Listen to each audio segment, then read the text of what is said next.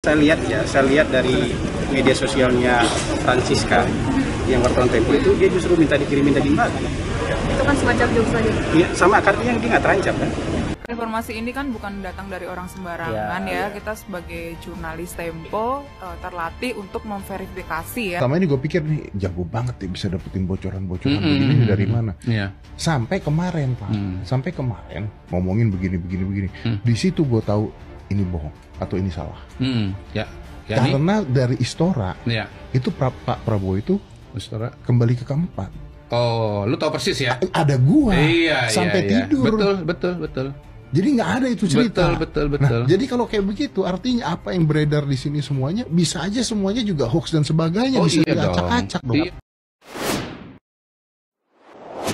Jurnalis majalah Tempo dapat teror dengan dikirimi paket berisi kepala babi. Paket tersebut ditunjukkan kepada Francisca Christy Rosana atau yang akrab disapa Cica, jurnalis Desk Politik majalah Tempo. Saya lihat dari media sosialnya Francisca yang wartawan Tempo itu, dia justru minta dikirimin daging babi.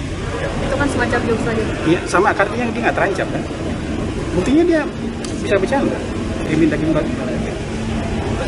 Tapi artinya sikapnya sudah diadukan ke Dewan Pers. Ya, ini kan nggak tahu, ini kan problem mereka dengan entah siapa yang ngirim. Buat saya nggak bisa kita tanggapi apa-apa. Problem mereka entah dengan siapa yang ngirim, apakah itu beneran seperti itu atau cuman jokes, karena saya lihat juga mereka menanggapinya dengan jokes. Jadi menurut saya nggak usah dibesar-besarkan. Lagi nelfon sumber nih. Siapapun yang mendukung kebebasan pers dan tidak membungkam jurnalisme berkualitas. Ya, tapi komitmen soal kebebasan pers di era Pak Prabowo ini tetap ada yang dihalang-halangi bikin berita kan? Kalau nggak ada yang dihalang-halangi bikin berita, itu artinya kebebasan pers kita bagus. Ada yang di stop buat bikin berita dan wawancara nggak? Itu artinya kebebasan pers kita. Ada yang takut nggak sekarang bikin berita? Ada yang dihalang-halangi nggak untuk rebutan di istana? Kan nggak ada. Itu artinya nggak ada kebebasan pers yang ditekan. Kayak misalnya Tempo masih boleh bikin berita, boleh kan? Masih boleh siaran bocor halus kan? Tetap boleh kan? Itu artinya pemerintah nggak ikut campur sama sekali, nggak ganggu sama sekali. Pemerintah itu hanya berusaha meluruskan kalau di medianya salah paham, kita luruskan.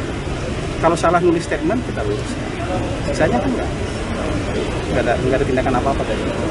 Kalaupun ada yang merasa dirugikan, lapor ke Dewan Pers. Kan undang-undangnya sudah jelas.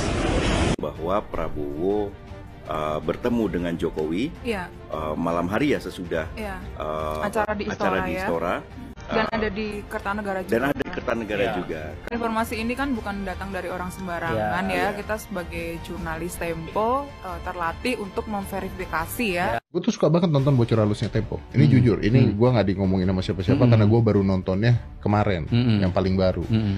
Dan selama ini gue pikir nih jago banget ya bisa dapetin bocoran-bocoran begini dari mana. Sampai kemarin Pak, sampai kemarin. Jadi ada yang cewek tuh ngomong bahwa Pak Prabowo itu dipanggil Pak Jokowi 2 kali pada saat yang pemilu nusuk. Sebelum dia ke Kertanegara dan setelah dia dari Istora dipanggil lagi ngomongin begini. Di situ gue tahu ini bohong atau ini salah. Karena dari Istora itu Pak Prabowo itu Istora kembali ke keempat. Oh, lu tahu persis ya? Ada gua sampai tidur. Betul.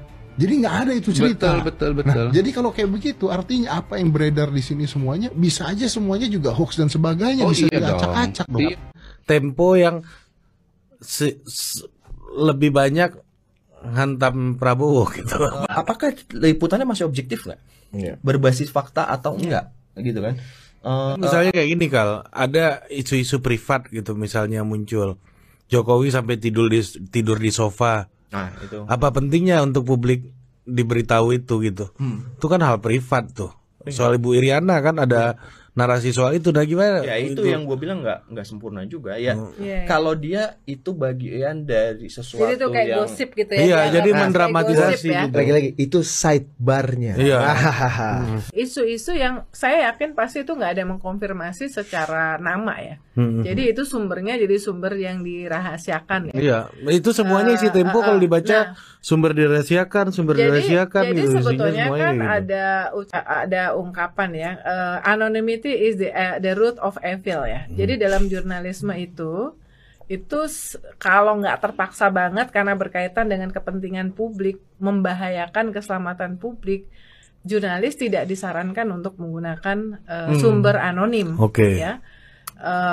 Saya setuju bahwa kebanyakan anonim gini lah. Kalau cuma gosip-gosip kayak gitu, ya kita juga tahu semuanya. Tapi kan kita nggak omongin di total politik kan.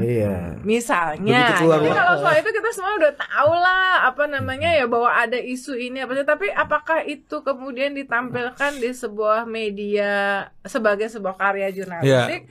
Itu saya rasa tergantung policy redaksi ya. Itu mendramatisasi itu apa konteksnya dalam media? Supaya lebih engage. Ya, misalnya kayak gini contoh satu. Iriana itu yang gue ikutin juga, mengumpulkan keluarganya di konser Ari Lasso. Poin gue adalah ya orang ngumpulin keluarga ya biasa aja, gue juga suka ngumpulin keluarga gue. Semua orang ya itu kan hal privat gitu. Media-media yang sebenarnya pemiliknya adalah orang asing. Perlu saya sebut namanya sekarang? Media Tempo melalui PT Info Media Digital IMD sebagai anak perusahaan dari PT Tempo Intimedia menerima investasi langsung dari private equity raksasa asal Amerika Serikat, yaitu Media Development Investment Fund MDIF, pada Juli 2024. Perlu digarisbawahi, MDIF adalah lembaga pendanaan di bawah naungan The Soros Economic Development Fund. George Soros menggelontorkan pendanaan awal untuk MDIF sebesar $500.000 pada tahun 1995. Betul, George Soros merupakan dalang utama di balik krisis moneter Indonesia pada tahun 1997 hingga 1998. Tempo sebagai media nasional dapat melakukan aktivitas jurnalistik dengan dukungan pendanaan dari MDIF asal Amerika Serikat yang ditengarai dimiliki George Soros. Jumlah pendanaan Tempo dari MDIF bernilai fantastis, tapi tidak diketahui publik. Hal ini menguatkan pandangan bahwa aktivitas jurnalistik Tempo secara terselubung mengarah pada kepentingan asing terhadap Indonesia. Terkait hal ini, Presiden Prabowo Subianto dalam pidatonya tegas menyampaikan bahwa pihak asing selalu ingin memecah belah persatuan bangsa dan menghambat Indonesia menjadi negara maju. Kalau ada yang dihasut-hasut atau mau menghasut, waspada. Ini saya katakan ulah kekuatan asing yang selalu ingin pecah belah Indonesia. Presiden Prabowo Subianto bahkan mengemukakan bahwa ada organisasi non-pemerintah maupun media yang ternyata dibiayai atau bahkan dimiliki oleh negara asing. Nanti terkuak media-media yang sebenarnya pemiliknya adalah orang asing. Pernyataan Presiden Prabowo Subianto tersebut mengarah kuat pada media Tempo, yang dalam kinerja jurnalistiknya sangat syarat kepentingan, serta selalu berdampak pada perpecahan dalam dimensi sosial politik bangsa Indonesia. Lawan aja dulu. Hah? Ada baby di gedung Tempo? Jangan ditanya ke kami dong kalau soal itu. Siapa tahu itu bagian dari upaya untuk memecah belah kita. Ya kan kita nggak tahu sumbernya, karena itu silakan aparat untuk menyelidiki itu. Ya. Wow, katanya ada yang kirim B2 ya atau IBAB ke gedung Tempo. Siapa yang kirim? Ayo, kita masyarakat bersatu dengan aparat untuk mencari pelakunya.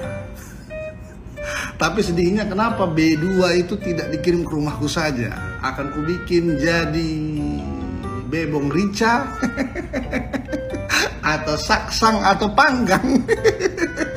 Tapi yang ku tahu ya, banyak loh informasi dan informan Tempo ya yang mengetahui A1 mengenai keadaan Republik ini ya.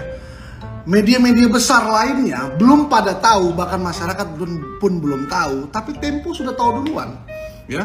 Tentang apa aja dah, tentang politik, tentang apapun itu pokoknya Tempo pasti tahu duluan. Tapi kenapa masalah yang tiba-tiba muncul di gedung Tempo di dalam kota itu kok Tempo nggak tahu? Tapi saranku kepada masyarakat, kita jangan terpancing ya, karena banyak sekali sekarang opini-opini yang beredar bahwa itu ada urusannya sama pemerintah, sama aparat dan segala macam. Aku yakin ya sekali tidak ada urusannya. Apa urgensinya ya aparat atau pemerintah ngirim-ngirim begitu? Kan nggak ada ya. Jadi kita serahkan saja ke kepolisian. Katanya aku dengar orang Tempo sekarang sudah melaporkan ke polisi. Biarkan polisi bekerja. Kita lihat nanti hasilnya. Apakah memang ada yang ngirim atau ya tikus dan baby itu jalan sendiri. Jurnalis Tempo Francisca Rosana atau Cica mendapat kiriman paket kepala babi. Francisca Rosana atau Cica ini juga aktif di podcast Bocor Alus ya, yang getol sekali untuk menarasikan hal-hal yang negatif tentang Presiden Joko Widodo dan keluarganya sejak masih menjabat sebagai presiden sampai hari ini. Bahkan si Cica ini pernah membeberkan di Bocor Alus punya informasi A1 bahwa yang berambisi untuk menjadikan Gibran sebagai wakil presiden adalah Bu Iriana. Senada dengan itu Tempo juga di cover-covernya selalu menampilkan hal-hal yang negatif dan buruk dari Presiden Jokowi dan keluarganya. Narasi politik dinasti, nepotisme juga terus getol disuarakan oleh podcast Bocor Alus yang salah satu jurnalisnya adalah si Francisca Rosana ini. Dan sekarang dia mendapatkan kiriman kepala babi. Lalu kemudian sebagian masyarakat bersimpati dan bahkan keluar tagar I stand with Tempo atau I stand for Tempo. Ya, teror kepala babi. Artinya publik menaruh rasa simpati kepada Tempo. Kemudian kalangan jurnalis dan pers mengatakan bahwa kalau Presiden Prabowo tidak serius mengusut ini, maka itu artinya dunia pers kita di bawah intimidasi atau ancaman. Ada penekanan terhadap pers.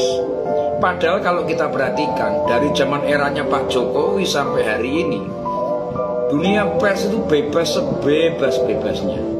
Majalah Tempo misalnya, setiap terbit itu boleh menggambar presiden sejelek apapun, menarasikan presiden dan keluarganya seburuk apapun.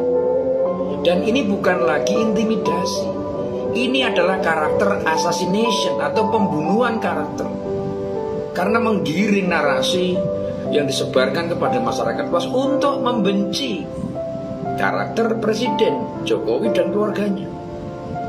Jadi apa yang pernah dilakukan oleh Tempo dan para jurnalisnya kepada Presiden Jokowi itu bukan cuma intimidasi, tapi sudah karakter assassination, sudah pembunuhan, itu sudah eksekusi, bukan ancaman lagi. Dan sekarang begitu dapat kiriman kepala babi teriak-teriak pers diintimidasi, pers diancam. Wong sampai hari ini Tempo itu masih dengan sebebas-bebasnya kok menarasikan apapun. Walaupun sebenarnya kalau kita mau cermati, semua dasarnya masih asumsi, opini, ya, hasil wawancara dengan narasumber yang tidak punya kompetensi dan tidak punya kepentingan yang jelas, tapi dijadikan sebagai rujukan. Kalau ada orang yang kemudian bersimpati atau merasa geram terhadap apa yang dilakukan Tempo dan para jurnalisnya, itu juga bagian dari kebebasan berekspresi. Ya, mengirim kepala babi, kepala kakap, ya. Yang terakhir itu bangkai tikus tanpa kepala. Itu ekspresi kekesalan sebagian orang karena apa yang dituliskan atau apa yang dinarasikan oleh Tempo dan para jurnalisnya. Kalian boleh bebas, kenapa rakyat tidak boleh? Ya, jurnalis boleh ngomong apa aja, kenapa rakyat tidak boleh? Sekarang baru ada orang mengirim sebagai ekspresi kekesalan mereka, kalian sudah teriak-teriak. Pers di bawah tekanan. Ini menunjukkan kekerdilan. Ya konsekuen lah. Ada tindakan pasti ada reaksi. Apa yang terjadi dengan pengiriman kepala babi dan bangkai tikusnya adalah bagian dari respon dan reaksi atas apa yang telah dilakukan oleh Tempo dan para jurnalisnya. Ya sesederhana introspeksi aja. Kalau nggak mau dikirimi kepala babi atau bangkai tikus, ya buatlah berita yang proporsional, ya, yang benar, yang seimbang dan objektif. Gitu. Saya berharap pers kita juga mengaca diri. dan bisa menyampaikan berita dengan imbang dan berdasarkan fakta serta kebenaran, serta bisa menjaga kesatuan bangsa. Semoga bermanfaat. Rahayu.